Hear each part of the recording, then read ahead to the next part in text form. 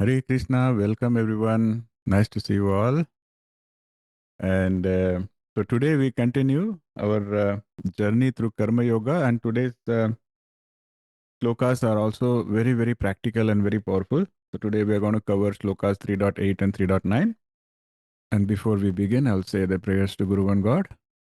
Om Ajnanatimirandasya Jnananjana Shalake Chakshuru Militamena Tasmai Shri Guruve Namaha.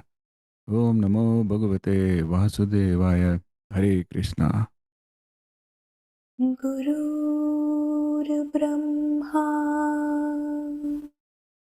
गुरुर्विष्णु गुरुर्देवो महेश्वरः गुरुर्साक्षात् परब्रह्मा तस्मै श्री गुरुवे नमः तस्मै श्री गुरुवे नमः तस्मै श्री गुरुवे नमः. Hare Krishna. So as I said, we are going to cover slokas 3.8 and 9. We have sent it in the group. So if you keep it in front of you, I will start playing those slokas. नियतं कुरु कर्मत्वं कर्म ज्यायो ह्यकर्मणः शरीरयात्रापि च तेन प्रसिद्ध्येद कर्मणः यज्ञार्थात् कर्मणोऽन्यत्र लोकोऽयं कर्मबन्धनः तदर्थं कर्म कौन्तेय मुक्तसङ्गः समाचर. Okay, Hare Krishna. So, Sri Krishna has already given Arjuna the. Who can tell me in one or two words what did Krishna give Arjuna to us, or what did Krishna give Arjuna in the previous sloka 3.7? Okay, Shalmaliji wants to say something. So not to become mithyachari and become a sthita pragya and become asakta. Okay, very nice. You remember many things.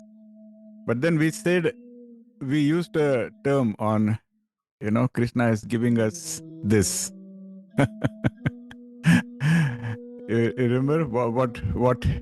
Okay, maybe I'm not explaining myself correctly. So we said that Krishna gave us the blueprint, the architecture. We said the architecture for how to conduct ourselves, how to do karma yoga the right way, and how we should restrain the mind instead of trying to suppress it or force it. That's what Krishna was telling Arjuna in the previous sloka. But then Arjuna is still hesitating. You can almost feel it if you read the Mahabharata. If you read the description of this scene, you could almost feel the hesitation in Arjuna's mind still. Because what is happening? Okay, now honestly, raise your hands if it has happened to you that your head tells you that you should do something, but you are like, "Ne, mera dil nahi manta. I don't feel like it," and you either don't do it or you end up doing something else altogether. See, we already have so many hands coming up, isn't it? So what is actually going on there? What is going on there is your intellect tells you one thing, but your emotion is telling you something else. That's precisely what is happening with Arjuna here.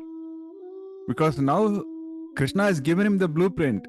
His intellect is now beginning to get the idea, but still that emotion, it's holding him back.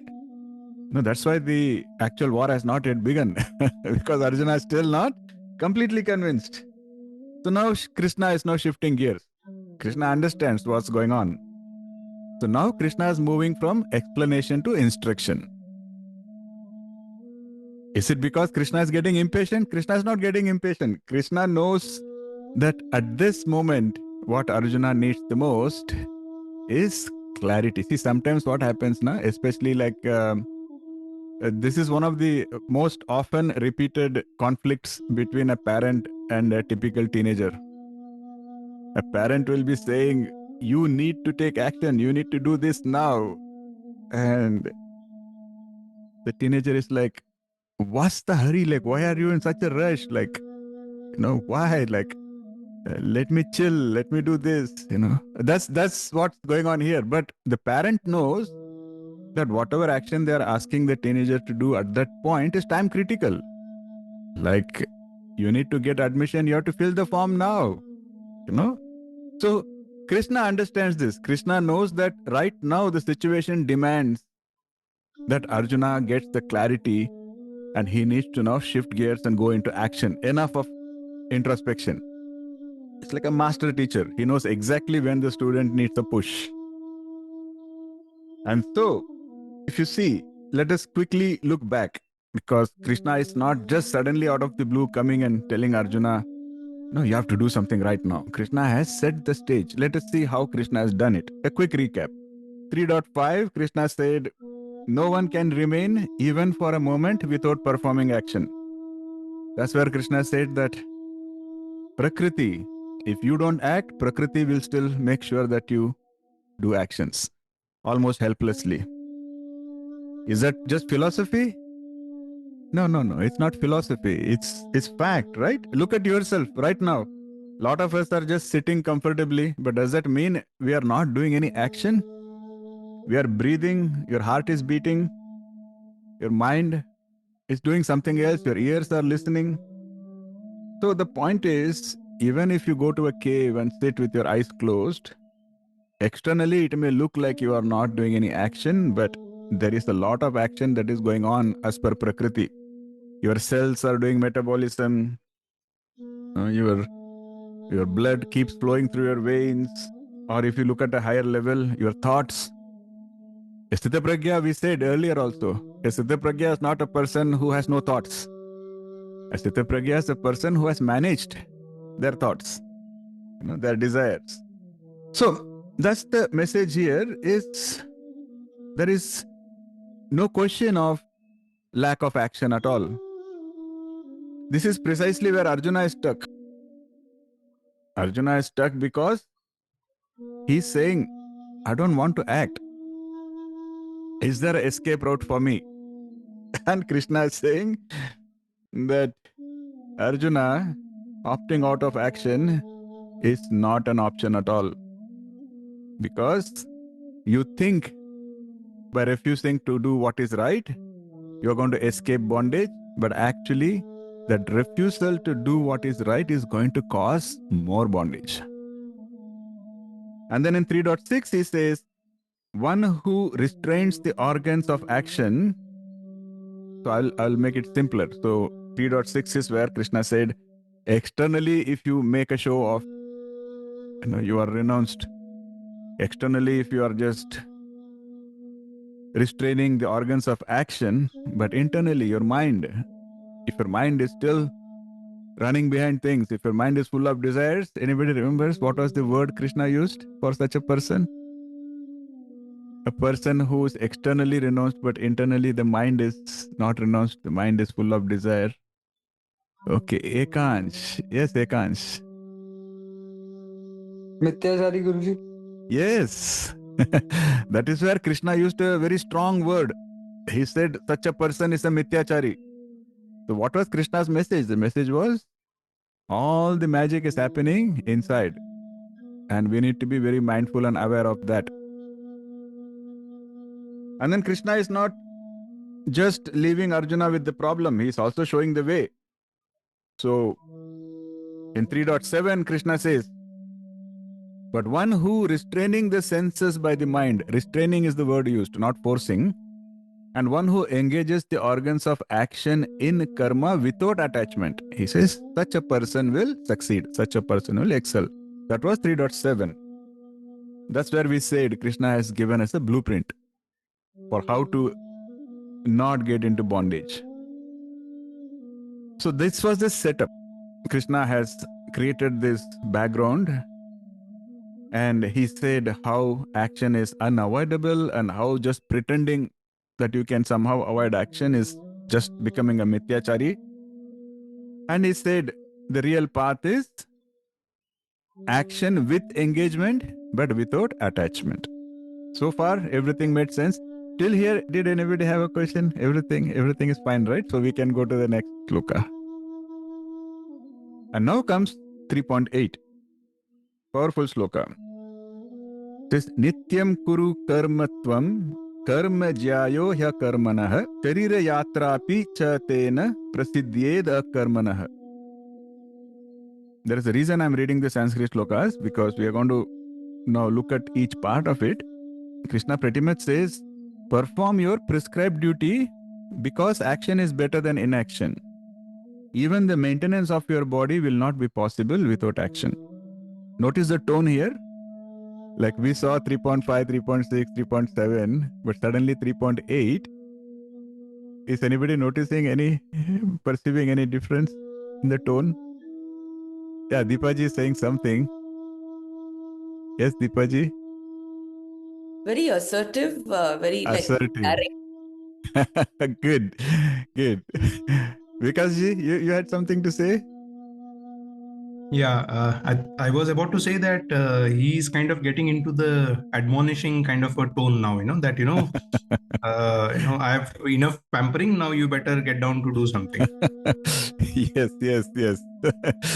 Correct. So say you are all, it's brilliant. I mean, you're all able to sense, you're all able to perceive. And that's exactly what all the great acharyas are also saying in their commentaries. They say that until 3.7, it was more like information. But 3.8 is command, it's instruction now. No, he's now saying, Arjuna, now do what I'm asking you to do. But that is not, Krishna is not throwing it out of the blue. Krishna is not just saying, just do something because I asked you to do. Krishna has already explained everything that you need to know. And he's saying, now that you have understood everything, now is the time for action. So that is the first verb, kuru. Kuru means, here it means perform, act, do it. No, this is not like a motivational speech that we hear usually. You are awesome, you are this, it's not like that. Krishna has gone categorically. He has told how the science of karma works, how the universe works, what is dharma, what is swadharma, everything. And then he's saying, with this knowledge, go and do what you are supposed to do. So again, as Vikas ji and others they pointed out correctly, now it is not suggestion, now it is not recommendation, but now it is a command. But now if you see the command itself, kuru, we said kuru means do, perform. But the first word of this sloka was niyatam. So it was niyatam kuru karma tvam karma. So what is that niyatam? Niyatam is action, but it is not just any action. Krishna is not saying just be busy. Even in the corporate sector, this is what leaders will always tell you. Some people will say, oh, I come to office every day. I am in office for 12 hours a day. And then the leaders will say, that's irrelevant, because how many hours you spend is worthless. What matters is the outcome. Just like that, just being busy is not what Krishna is saying. Krishna is not saying, keep doing something. That's not what Krishna is saying. When Krishna says action is important, it is not just any action. What action? Niyatam. It's a very, very important word for all of us here, because this means action that is appropriate, action that is relevant to your current situation. That is what that word niyatam means. It's very powerful. We will try to understand that. So this is dharma in the most practical and most personal form that Krishna is giving us here. So Krishna is not saying, Arjuna, do something. That is not what Krishna is saying. Krishna is saying, Arjuna, do your thing. Just like in our own lives also, at some point you were a student, at some point you were a wife, at some point you were a mother, at some point you were a daughter. And in each of these situations, what you are supposed to do was different. That is what Krishna is calling out here to Arjuna, saying, understand where you are. Understand that in this situation, what is the right thing for you to do. It has to align. So that's where we need to understand the difference between our nature, inner nature, which is called Swadharma, and our Niyata Karma. Swadharma is your nature, whereas your Niyata Karma is based on that nature, what are you supposed to do in the given situation? If this doesn't make sense, you can always ask, because it's a very simple, very practical, and also very important concept. For example, let us say a mango tree. I'm giving a very simple, it may even sound silly, but if you look at a mango tree and ask, what is the Swadharma of the mango tree? The nature of mango trees, mango nuts. What is his Niyata Karma? It depends on the season. For a given season, it has to produce flowers. But what flowers? Can a mango tree try to produce rose flowers because that looks rosier and more beautiful? Oh, the mango tree has to produce mango flowers. And those flowers are eventually supposed to be converted into a mango, and then they are supposed to be ripened. Then they are supposed to become ripe mangoes. The mango tree is supposed to do photosynthesis. It is supposed to absorb water from the roots. So saying what is your Swadharma is like asking the mango tree, what is your Swadharma? The mango tree will say, my Swadharma is mangoness. Just like that, if you ask Arjuna, what is your Swadharma? He will say, my Swadharma is a warrior. I'm a Kshatriya. So my Swadharma is protect. To protect is my Swadharma. But what does that mean now? In this situation, you are in Kurukshetra. So now, based on your Swadharma, your Niyata Karma is pick up that bow, pick up that arrow, get onto your position and start shooting. I hope it makes sense. That is the message that Krishna is giving. What is the other option? Now you understand why Arjuna's excuse is not making sense. Because Arjuna is now trying to do the dharma of a Brahmana or a sannyasi. It's like, I'll give up everything and I'll run somewhere. So it is like a mango tree saying, oh, can't I just produce roses? Or can't I produce lilies? And Krishna is saying, no, you are a mango tree. You are supposed to produce a mango flower. Just like that, you are a Kshatriya, and your Niyata Karma is to pick up your bow and fight. No, yeah, Vikasji, you had a question? Yeah, Guruji.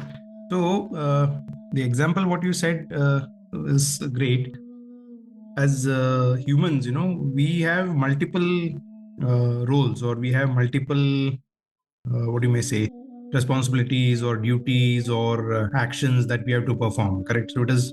I mean, had it been straightforward, that would have been ideal. But to me, I don't think it appears like that. So to my mind, there's always this question that, in a particular situation or in the current phase in life or in the current relationship, whatever it is, what is it that is my Swadharma? This question is something that I've been trying to answer or trying to find out, because the crux of the whole Bhagavad Gita to me seems to be that, if you can identify what is your Swadharma, and then everything else aligns to it, or you can kind of, fall into place, or you can look at things from that particular point of view. But, what is a Swadharma? That itself seems to be, to me, a very, a very perplexing kind of a question. Correct. No, that's a very valid point, and it's a very important point too. And that's what we tried to explain in some of the previous sessions, is everybody has to get an understanding of what your Swadharma is. In the ancient times, that is what the so-called caste system was all about, where at birth itself, you know what your Swadharma is. You are either a barber or a teacher or a plumber or a, whatever. But that has become a bit complicated today. And so we have some meditation also that we have practiced in the past, where you have to ask that given a situation, how do I usually react? That gives us an idea of what your inclination is. It requires a lot of introspection. And eventually that will give you an idea of what your inner nature is. Swadharma basically means dharma that is aligned with your inner nature. That's pretty much what it means. So it is not something that somebody else can certify for you. Like I cannot, or any external power cannot come and say from tomorrow because your Swadharma is a butcher or your Swadharma is a preacher, you know. So that is the whole point. In today's world, it requires some introspection. And once you understand what your nature is, inner nature is, and as long as you are aligned with that, you know that that is your Swadharma. But now you understood your inner nature. So your inner nature is a Kshatriya. Does that mean in every situation you pick up an arrow and shoot the other person? Your inner nature is a soldier. Does it mean that all the time, even if your son is not listening to you, do you take a gun and shoot him? That is Niyata Karma.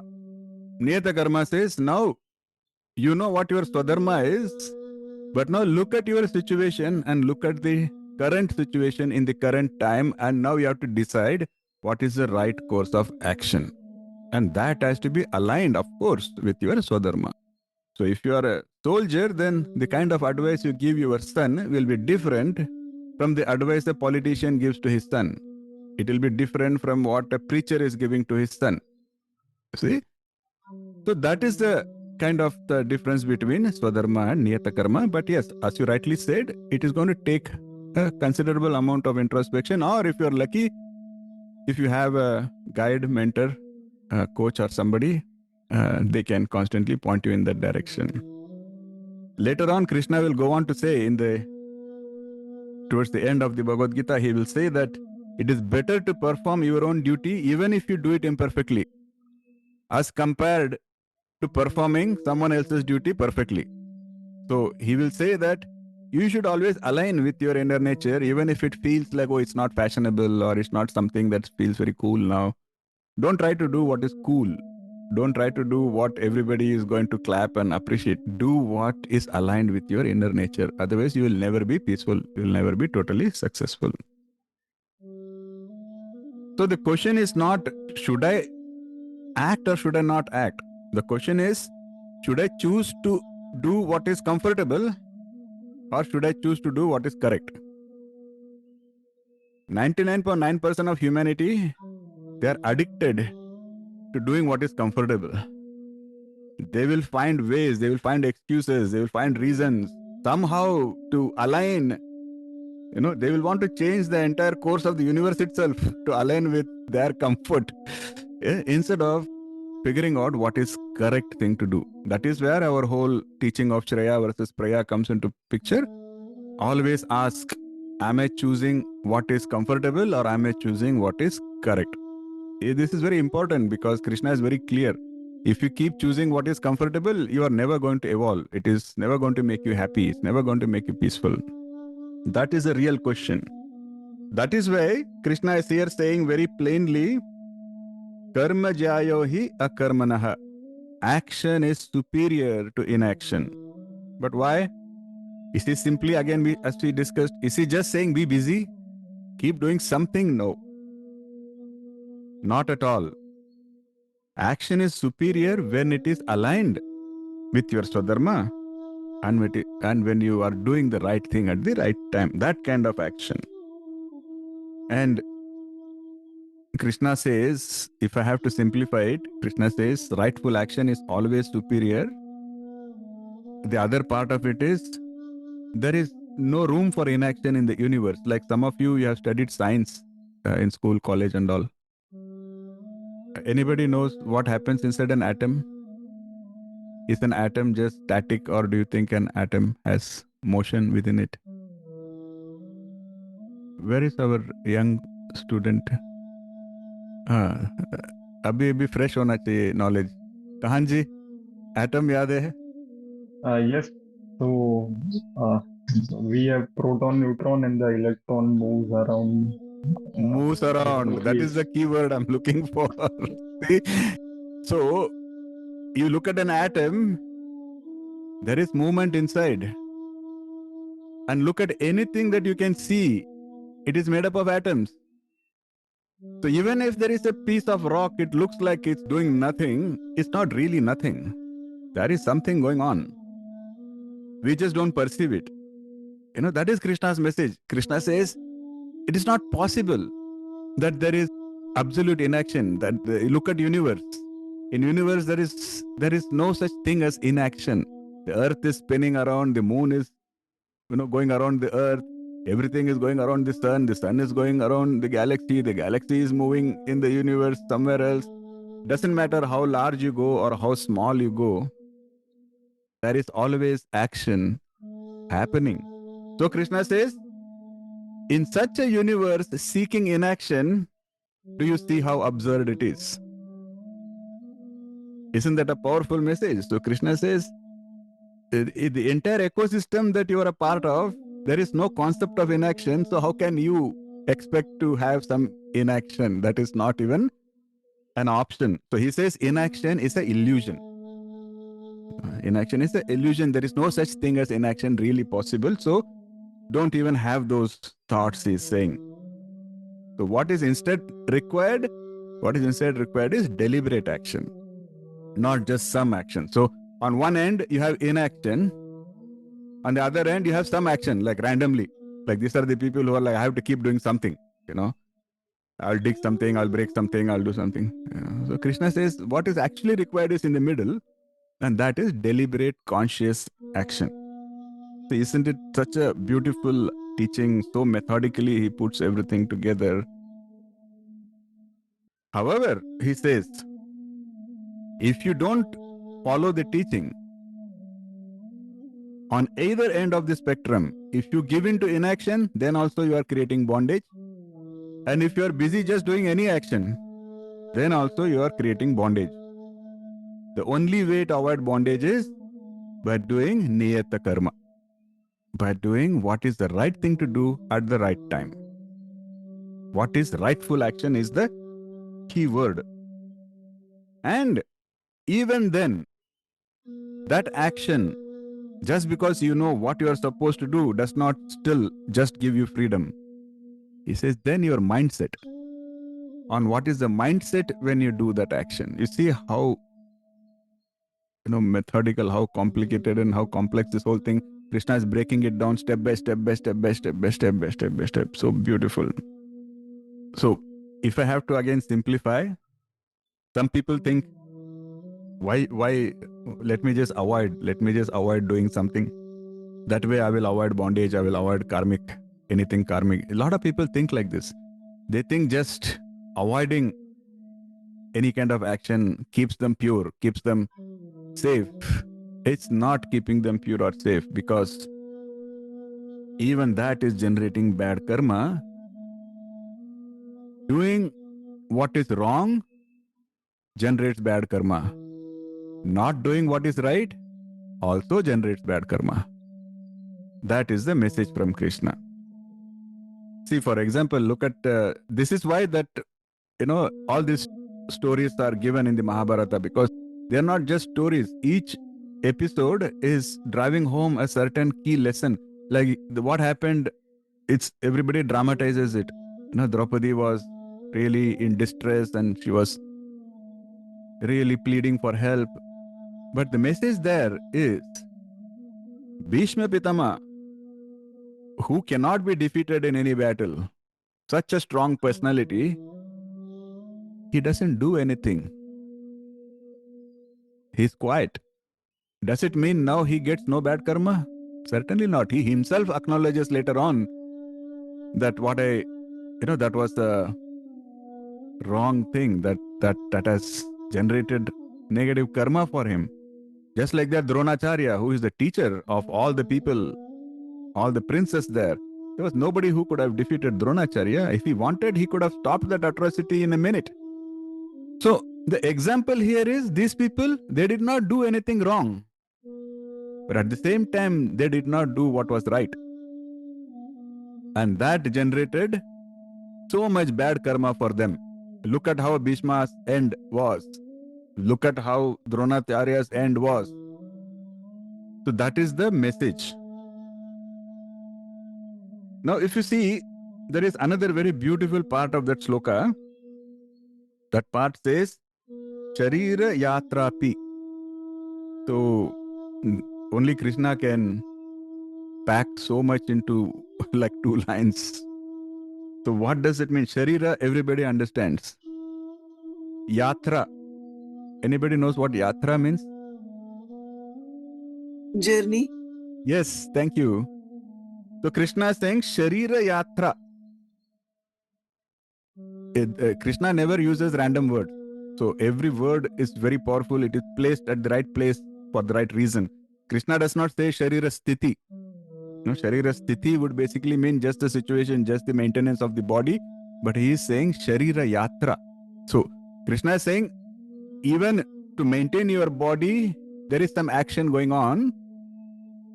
So as we just said, even if you are sitting with your eyes closed and hands folded, there is still some action going on. But he is now using the word Sharira Yatra to describe this. The pilgrimage, the yatra of your existence, so beautiful. So what Krishna says is the body, don't treat it like some kind of a waiting room where the soul is just waiting for a chance, and once its time comes, it magically gets liberation. So your body is not a waiting room. At the same time, your body is not a prison that needs to be escaped. Now, Krishna says your body is like a vehicle that is taking you on a pilgrimage. It is taking you on a yatra of this existence. And the body is like a vehicle that takes you through this divine journey. So you take care of your vehicle. And a vehicle, if it has to do what it is, what is the job of a vehicle? To move, to take you somewhere. What will happen if the vehicle is just in one place? Then it's not a vehicle. That's Krishna's message. So he has put so many things in like one word by just calling it a Sharira Yatra. It's just marvelous. Even Shankaracharya, Adi Shankaracharya, when he commented on this shloka, he makes a point and he said that even a Sthita Pragya has to take care of bodily actions. Even a Sthita Pragya does not totally escape from the demands of the body. So why are we talking about all of that is to drive home the point that inaction is never even an option. But there is something even more deeper. See, the point is many spiritual traditions, no, they will treat the body like an obstacle. They will treat the body like something that is dragging you down, something that is not letting you progress. And there is partial truth there, but the body is not the problem. Vedanta very beautifully, it will tell you that the body is not the problem. The body is required. The body is given for a reason. The problem is our attachment to the body. And the problem is our attachment to the sensory pleasures that the body seeks. That is the problem, not the body itself. And if we understand this, then the same body we can use for our liberation. You cannot get liberation without a body. So that is a very powerful message here, because from body, action becomes possible. And through rightful action, your dharma can be fulfilled. And through such fulfillment of dharma, purification occurs. And when such purification occurs, the mind becomes clear. And when you get such clarity, that is when you are able to perceive and realize the self. I hope this makes sense. Very methodical, very categorical. So Krishna is merely not saying, Arjuna, fight because I'm telling you to fight. Krishna is saying, understand the dignity of the human situation. You are alive. Life means movement. So you cannot seek inaction. Know what is your swadharma, know what is your niyata karma, and know that if you don't align, if you don't do what is right, then you are going to create bondage. There is another subtle reason why Krishna is insisting on action, why he wants Arjuna to act after all of this. And this is something I wanted to bring up here. Do you think, again, I'm going to ask you a question. Do you think that inaction means something neutral, neither good nor bad? How many of you think that inaction means it is neutral? Okay, how many people think inaction means good? Wow, so you're already getting it. So inaction is actually bad. Why? We already studied the Vedantic technical reasons, karma, bondage, all of that. But there is another reason too. Scientific reason that Krishna is giving. Krishna says, in the Sankhya framework, at least if you see, we talk about gunas, sattva, rajas, and tamas. The three gunas. We will go into depth. Krishna will go very deep into all three. But out of that, tamas means negative, darkness. Rajas means passion, disturbance. And sattva is what is pure and calm. The tendency to not act, the tendency to, choose inaction is associated with tamoguna. So, like later on in the Bhagavad Gita, Krishna will say that no tamas to be born of ignorance. Tamas binds through negligence, laziness, sleep. There are these people, you ask them, hey, tomorrow is a holiday, what are you going to do? Oh, I am just going to sleep. That is tamas. Unless somebody has a medical condition, I'm not talking about them. But this tendency, the tendency that says, let me just lie down on the couch, let me just sleep, let me not do anything. Lethargy, that is tamas. And what is rajas? Rajas is what makes people, restless. They have to do something. They cannot sit quietly. That is rajas. So tamas makes us collapse, withdraw, sulk, get into inaction. Rajas makes us just do action, but then that action is mostly having attachment to results. That is rajas. Rajas is, I want to accomplish this, I want to accomplish that, I want to be known as the best in this, I want appreciation, I want promotion, I want this. Their attachment, so much attachment, that is rajas. And as we just discussed, both of them create bondage.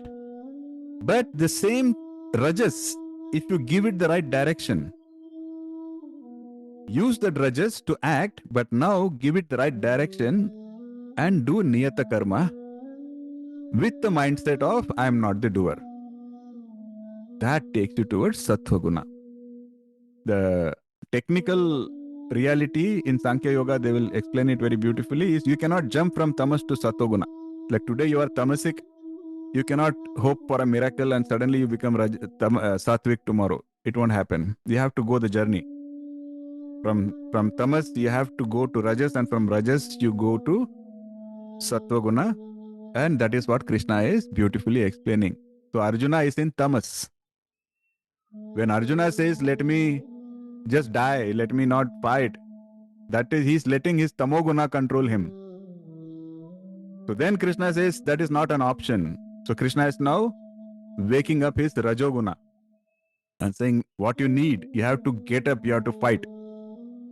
And then he's giving him the direction, saying that fight is not just because you have to win a kingdom. That fight is because that is your niyata karma and you have to do it just for the sake of protecting dharma. So that rajas now becomes sattva guna. You see how the master Jagat Guru, how he is beautifully directing Arjuna from so many different perspectives. See, if I have to give you one tip that will help is, you cannot cure tamas using tamas. Like some of us in the morning, we don't want to wake up. And we're like, oh, I don't want to go to school. I don't want to go to college. I just don't want to go to work. I don't want to face my colleagues, That feeling of, I don't want to face my life is tamoguna. But if you think, okay, let me just, get into that cozy blanket and sleep it off. That is inertia. That is also tamas. So that is not going to cure that other tamas. So do you think it's going to help you in any way? You don't want to go to office because there is a problem you don't feel like facing. So you take a blanket and you go to sleep. Are you solving the problem? For all practical purposes, the problem would have become bigger the next day.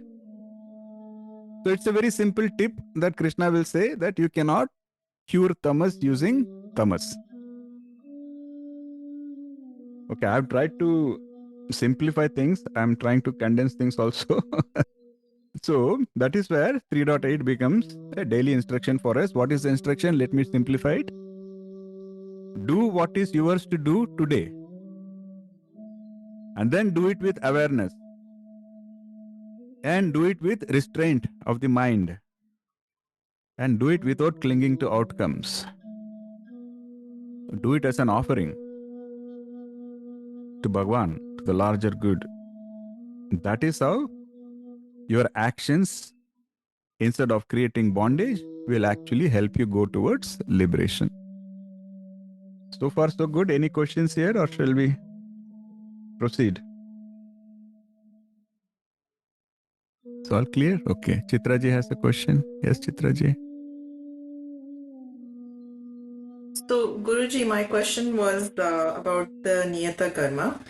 So, nowadays, I think I had asked you this before as well, and I know that we should be finding and working towards finding a Swadharma, our Swadharma, and then accordingly go for Niyata Karma. But since we are in this world and we all are in different kind of jobs, what if we find that we are in a job that is against or not in alignment? Because I see this lot nowadays that I'm not enjoying, I'm not having the job satisfaction.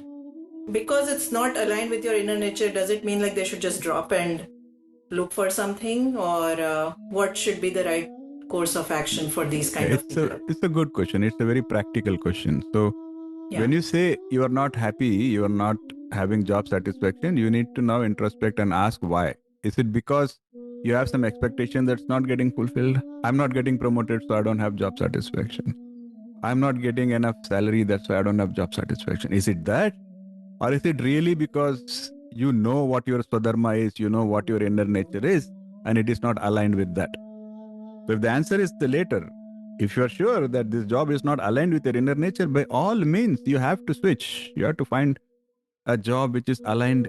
This is what even in modern days people say. The day you start loving what you do, you'll never have to go to work. So that is what it means. What do you love? Everybody loves to do what is aligned with their inner nature. A singer wants to sing. An artist wants to do something artistic. And so on and so forth. So that hopefully answers your question. No, certainly. And in 3.9, Krishna is now... yes, Manojji, you had something to add? Yeah, I had a question regarding Swadharma, that in life we have different roles. Yes. There's professional role, there is family, as a son, as a husband, as a father. Yes. And in those also, we are supposed to play our part and do it. So correct. That is also Swadharma. So it may not be just related to profession, but it can be in the social or family situations also. Yes. So that's why we gave the example of a mango tree. But here, Swadharma does not change. Doesn't matter what stage of life you are in, but your Niyata Karma changes. So given that particular stage of your life, like when you are a child, your Niyata Karma is to study hard and pass that exam. And when you are a father, your Niyata Karma is to guide your kids. And but what exam are you passing? Are you passing the exam on how to make a pot? Or are you trying to pass an exam on how to shoot an arrow? That will be aligned with your Swadharma. You see, just like that. When you are coaching your son or your daughter, what is the values you are teaching them? That will also be aligned with your Swadharma. I hope that makes it clear, Manojji. So Swadharma is your mangoness. That will never change. But at one point you have to create a mango flower. At one point you have to create mango leaves. At one point you have to, create a mango. Then so on and so forth. Thank you. Good. Nice question. Thank you, sir. Okay. Now in 3.9, Krishna is going to add one more magical ingredient to all of this. So that it becomes much more practical for us. So what Krishna is saying, all Krishna is now going to say that you now understood. Hopefully, Krishna is saying you have all understood that inaction is never an option. Inaction creates bondage. Just any action is also not an option. That also creates a bondage. So you need to know what is your swadharma, then you need to know what is your niyata karma. All of this is done. But Krishna says still, if you don't do action with the right mindset, it will still create bondage. So then what is that final piece of the puzzle? Where now you can ensure that there is no bondage is 3.9. In 3.9, Krishna says, except for action that is performed as a yajna. Any other action is creating bondage. Therefore, O son of Kunti, perform action for that purpose, free from attachment. Now, this is kind of the secret that Krishna is now giving, the last piece of the puzzle, which says any action which is performed as a yajna will not create a bondage. So what is this? What is he actually saying? Krishna uses the word bandhana. Bandhan means it's a rope or a chain. And why that word is important? Because if you do something which is not really good, you have a iron chain. But if you think you're doing something good, then you get a golden chain. But at the end of the day, it is still a chain. And our goal is to not be bound. We don't want a chain. So Krishna says the secret there is perform it as a yajna. This is what 2.47 was. Karmanya vadikaraste mafaleshu kadachana. This is pretty much what it was, but it was in a very, Sankhya philosophical way. Here Krishna has made it extremely practical. Now I want to ask you a question. If you can answer it, I think we can pretty much conclude 3.9, because the missing piece is that if I have to see, yajna does not mean just you need to have a big sacrificial fire. I mean, that is how they used to do yajna in the olden days. But Krishna is not focusing on that. Krishna is not saying everybody has to sit in front of a big sacrificial fire. Yajna is the concept. If I have to ask you, what do you think is the essence of any yajna? Any thoughts, any ideas? What do you think is the essence behind any yajna? Okay, I think Lakshmiji wants to say something. Yes, Lakshmiji? The result of the yajna is depends upon what is your intention. But to attain the blessings of the God is the main intention. To Blessings of the God, okay. Blessings of the God, yeah. But And blessings then, of the God you can get even by just... yeah, we can even by that one, but that is the way they do in the olden days. But we are in Kali Yuga. Even the yajna, the doing namasvaram, namam jabam itself is the yajna. We can treat it out. And then with your bhava, and you are always towards the God. If you are doing the nama japa, that's the yajna will be. Okay, very nice. Thank you. Yes, Ekansh, you had something to add here? Yes, Guruji, Hare Krishna. So, through yajna, whatever we offer in the yajna, in the Havan Kund, that is basically offering to the God. Okay, very nice. Simran had something to say? Guruji, sacrifice without expectation. Okay, you are almost there. Correct. That answer is pretty much there. So, the essence of yajna is giving something up. That is the bhava. The bhava is your offering. Offering means what? Offering means you are not clinging to something. Offering means you are giving something away. You are giving up something. That should be the mindset. That is the essence behind yajna. And as Lakshmiji rightly said, it doesn't have to be a sacrificial fire in order for you to perform yajna. When you breathe, that can be yajna. When you chant the God's name, that can be yajna. When you cook, that can be yajna. So what does yajna mean? The essence. You are offering. Okay, so when you are chanting, don't say, okay, I've chanted 108, now I should, get my promotion, or I'll chant 1600 tomorrow, let my son get good grades. That is not yajna. That is transaction. But the same chanting, when you chant just out of love and I say, if there is anything coming out of it, I offer it to God, that becomes a yajna. And that's That's exactly what Krishna is saying, telling Arjuna that is the secret sauce, my friend. That if you can understand this, and if you can do your action like as a yajna, what action? Niyata karma. What is niyata karma? Karma aligned with your dharma. What is your dharma? Aligned with your inner nature. You see how beautifully now everything starts fitting together. All the pieces of the puzzle, they come together. And then he will add something very important, because Krishna is not just saying don't have attachment. He will say mukta sanga samachara. It is perform actions free from attachment. And he keeps coming back. Krishna will keep coming back to this requirement for not having attachment again and again, because he knows that it is difficult to internalize. That's one of the most difficult things for us to practice. So sanga means clinging and mukta means released. So mukta sangha means releasing that kind of attachment. That is what is required. And samachara is proper conduct. So if you put all of this together, it basically means do what needs to be done. It has to be done in the right way, and it has to be done without clinging to the outcomes, clinging to the fruits.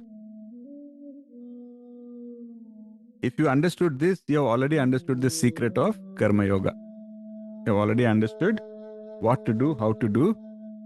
Tulsidas, the great Tulsidas, the poet, he says very beautifully. This is what Lakshmiji was saying. He says, Kali keval naam adara, sumiri sumiri nar utarahi para. In Kali Yuga, the name alone is the support. So remembering, people can cross to the other shore. But this has to be taken in the context of what Krishna has just taught. Do Nama Japa with the right mindset, the way Krishna is telling you. So, according to these teachings, you don't really have to necessarily sit in a, animal skin and under a tree with a kavach kundal, and uske जरूरत ही नहीं है. You are doing anything. You are walking, you are chanting in your mind. You are cooking, you are chanting in your mind. You are driving, you are chanting in your mind. And you are chanting with the right intention. You are performing yajna. So that is the most beautiful aspect of Krishna's teaching. Krishna is not telling you, learn how to do some fancy yajna. Krishna is saying, whatever you do based on your swadharma, how that can become yajna. Such a beautiful, such a powerful teaching. So that is why it all applies to all of us. Very practical, very relevant. So quickly, I will put these three verses together again. 3.7 gave us the architecture, the blueprint, which said we are supposed to restrain the mind instead of trying to suppress it. Then 3.8 gave us the command, where Krishna changed gears and he said, just do. And 3.9 gave us the alchemy. Alchemy means the magic, the chemistry. He said, now if you add that yajna to it, it becomes gold. That is how all these three verses beautifully connect to each other. So with that, I hope all this made sense to you. I know the teaching is very profound, so I will not keep dragging it anymore. I would like all of us to take these teachings home with us, do our introspection. I'm looking forward to interacting more with you. And the easiest is, of course, the satsang forum we have. And feel free to set up time. We can have a group chat. We can have a one-on-one. I'm available to you. And I will be with you at least till the end of Bhagavad Gita. So make the most of this time with each other is what my only request is. So Hare Krishna. Thank you so much. I will stop talking. If anybody has any questions or comments, we can take it, or we can conclude the session and meet the next time. Okay. This is very heavy. So it is better that we introspect and bring our questions the next time. Okay. Hare Krishna. See you all. Hare Krishna. Hare Krishna. Hare Krishna. Hare Krishna. Hare Krishna. Hare Krishna.